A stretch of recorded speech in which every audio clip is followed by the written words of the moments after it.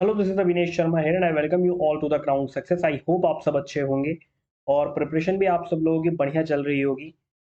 देखो, आज हम आंसर राइटिंग की सीरीज ला रहे हैं, मतलब आंसर राइटिंग की सीरीज तो हमारी चल रही है, बाकी हम कंटिन्यू कर रहे हैं आंसर्स को। क्योंकि अभी क्या है कि 4-5 दिन मैंने आपको बताया भी है कि लेक्चर जो हमारा लाइव लेक्चर हो रहा है, हम न्यूज़पेपर एनालिसिस हम कर रहे हैं, वो लाइव लेक्चर नहीं आ पा रहा है क्योंकि मैंने बताया किसी वजह से मैं एक्चुअली बाहर हूँ। लेकिन मैंने आपको प्रॉमिस किया है कि गैप नहीं होगा, बीच-बीच में आपके आंसर राइटिंग की सीरीज़ आती रहेगी, तो वो कंटिन्यू रहेगा। आपको 1-2 दिन के गैप में आंसर राइटिंग की वीडियो मिला करेंगे, तो आप डेली इससे प्रैक्टिस करो, मेंस की अपनी तैयारी अच्छे से करो। और बाकी चिंता मत करना, जो आपकी लाइव लेक्चर चल रहा है द हिंदू का न्यूज़पेपर एनालिसिस, वो अगले 5-7 दिन बाद जब कंटिन्यू होगा फिर से लेक्चर, तो उसमें हम पुरानी जितनी भी इम्पोर्टेंट न्यूज़ हैं, उनको कवर कर लेंगे। आप लोग बिल्कुल भी टेंशन मत लेना, सब कुछ आपका कवर हो जाएगा। ठीक है? तो चलो आज हम क्वेश्चन डिस्कस करते हैं। देखो, पॉलिटी का क्वेश्चन है ये। ठीक है? जीएस पेपर 2 के लिए आपके इम्पोर्टेंट है, किसके? जीएस पेपर 2 के लिए। ठीक हो गया। अब देखो, इसमें भी 3 तरीके से आपको लिखना है। पहले तो भारत में केंद्र और राज्य के बीच, पहले तो केंद्र और राज्य की बात करनी है इसमें इंट्रोडक्शन में। मतलब ये है कि क्वेश्चन लिखना कैसे है। तो पहले तो केंद्र की बात करनी है आपको, राज्य की बात करनी है। ठीक हो गया। इसके साथ ही क्या करना है आपको, जो वित्तीय संबंध है इन दोनों के बीच, यानी शक्तियों का भी बताना है इनकी, कि केंद्र की क्या शक्तियाँ हैं, केंद्र का विस्तार कहाँ पे है, राज्य का विस्तार कहाँ पे है। ठीक है? संघीय ढांचे के बारे में बताना है ना, केंद्र और राज्य के संघीय ढांचे के बारे में, इस तरीके से आप बता सकते हो इसमें। बाकी इनकी शक्तियों के बारे में बता सकते हो, प्लस जो वित्तीय संबंध है, आप वित्तीय संबंध के बारे में बताना है इन दोनों के बीच, यानी कि वित्त आयोग का भी आप इसमें ज़िक्र कर सकते हो। ठीक है? इनके बाद जो इनकी वित्तीय शक्ति है और उसका वितरण कैसे क्या, कौन-कौन से आर्टिकल में क्या है, इस तरीके से है ना आप अपना मॉडल आंसर लिखोगे। यानी कि पहले इन दोनों के बारे में बताओगे, उसके बाद इनकी संघीय शक्ति के बारे में बताओगे, उसके बाद बताओगे डिपेंडेंसी केंद्र की ज़्यादा है। ठीक है? आप केंद्र की डिपेंडेंसी के बारे में बताओगे और उसके बाद आप आर्टिकल्स को डिस्कस करोगे ना अपने क्वेश्चन में, तो आपका ये बेहतर आंसर बन जाएगा। और जब ये बेहतर आंसर बन जाएगा, तो आपको नंबर अच्छे मिलेंगे। ठीक है? तो कुछ इस तरीके से अपना क्वेश्चन आपको लिखना है। और देखो, हम स्टार्ट करते हैं किस तरीके से हम इसको लिख पाते हैं। तो चलो स्टार्ट करते हैं इसको लिखना, कैसे हमें इसको लिखना है।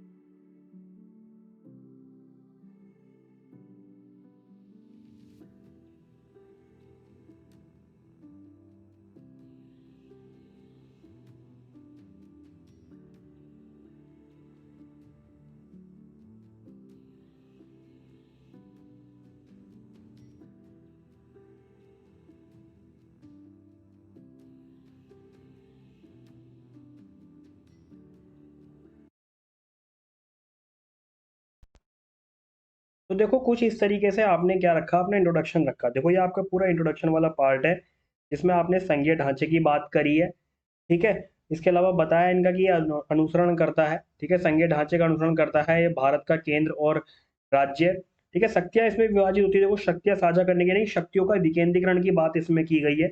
इसके अलावा देखो इसमें बताया भी गया है, शक्तियों का जो वितरण है ना वो समान नहीं है, अलग अलग बटा हुआ है, ठीक है। अलग अलग केंद्र सरकार पर डिपेंडेंसी ज़्यादा है, ठीक है, और शक्तियाँ और स्वायत्ता को ये सीमित करते हैं, ठीक है। इस तरीके से आपने कुछ अपने इंट्रोडक्शन दे दिया। अब आप ना इसमें अगर मेन बात आर्टिकल के बारे में कर दोगे और कंक्लूजन में आप अपना है ना ये दे दोगे, वित्त आयोग की बात लिख दोगे, तो कुछ बेहतर आंसर आपका हो पाएगा। देखो मैं इस तरीके से आपको जो समझा रहा हूँ ना, ये तरीका जो है समझाने का, मैं एक्चुअल ये समझाना चाह रहा हूँ कि आपको क्वेश्चन टैकल कैसे करना है। जिस तरीके से आप क्वेश्चन आए तो आप थॉट्स कैसे बनाओ, क्वेश्चन को समझो कैसे। इसीलिए मैंने ना अभी इजी इजी क्वेश्चन रखे हैं। धीरे धीरे जो है ना इनका लेवल बढ़ता चला जाएगा, तो आपको उसके लिए भी तैयार करना है। तो स्टार्टिंग जो है इस तरीके से आप मॉडल आंसर की कर सकते हो अपने। चलो इसके बाद हम आय की प्रक्रिया लिखते हैं इसमें, और देखते हैं किस तरीके से चीजें हम इसमें लिख पाएंगे।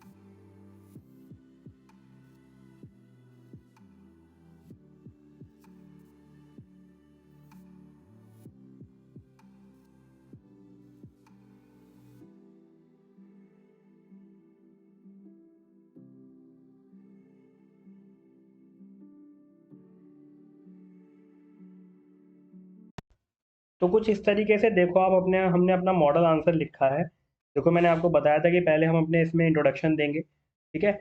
और इंट्रोडक्शन के बाद हमने देखो कुछ ये भूमिका बनाई और ये आर्टिकल लिखे हैं, देखो हमने, ये आपको दिख रहा होगा, विजिबल हो रहा होगा। ये देखो हमने आर्टिकल लिखे हैं कि कौन सा आर्टिकल क्या है, कौन से आर्टिकल में क्या चीज़ें हैं, देखो ये सब चीज़ें लिखी हैं। तो ये चीज़ें क्या हैं, ये जो पॉइंट्स बनाकर आप लिखते हो ना इस तरीके से, तो ये जो लिखे हुए पॉइंट्स हैं ये सीधे सीधे डायरेक्ट डायरेक्ट एग्जामिनर के माइंड पे हिट करते हैं कि हाँ भाई स्टूडेंट ने पढ़ रखा है, इसको आता है अच्छे से। देखो ये चीज़ें हमने मेंशन कर रखी है, ठीक है? तो कुछ इस तरीके से आपको अपना मॉडल आंसर देना है, इस तरीके से आप अपने आंसर राइटिंग की प्रैक्टिस करो, ठीक है? धीरे धीरे करके स्किल डेवलप हो जाएगी, बेहतर आंसर आपका बन पाएगा। इसके अलावा मैंने आपसे बताया था कि देखो आर्टिकल 280 की बात भी हमने इसमें कर दी है, ठीक है? तो ये चीज़ें जो है अगर आप मेंशन करते हो अपने आंसर में ना, और इसके अलावा देखो कोटेशन भी अब हम स्टार्ट करेंगे। जैसे जैसे क्वेश्चन आ पाएंगे ना सोसाइटी के और पॉलिटी से रिलेटेड, तो कोटेशन से हम अपने आंसर्स को लिखना स्टार्ट करेंगे, तो वो क्या है और ज़्यादा बेहतर आपके आंसर को बना देता है। तो धीरे धीरे करके सीखेंगे हम, सारी कुछ सीरीज हमारी चल रही है, ठीक है? बाकी टेलीग्राम चैनल से आप जुड़ जाओ, द क्राउन सक्सेस ऑफिशियल, ठीक है? इसमें आपको मैं लाइव लेक्चर की पीडीएफ और नोट्स ये सब प्रोवाइड कराता रहता हूँ माइंड मैप की फॉर्म में, और आंसर भी आपको, आप कहोगे तो मैं इसकी पीडीएफ प्रोवाइड करा दूंगा। बाकी कमेंट सेक्शन उसमें ऑन रहता है, आप लोग उसमें अपना आंसर पोस्ट करो, हम रिव्यू करेंगे, ठीक है? तो चलो आज के लिए बस इतना ही रखते हैं, और मैं उम्मीद करता हूँ आपको ये लेक्चर और आंसर लिखने का तरीका समझ में आया होगा। मिलेंगे अपनी नेक्स्ट वीडियो में। Thank you.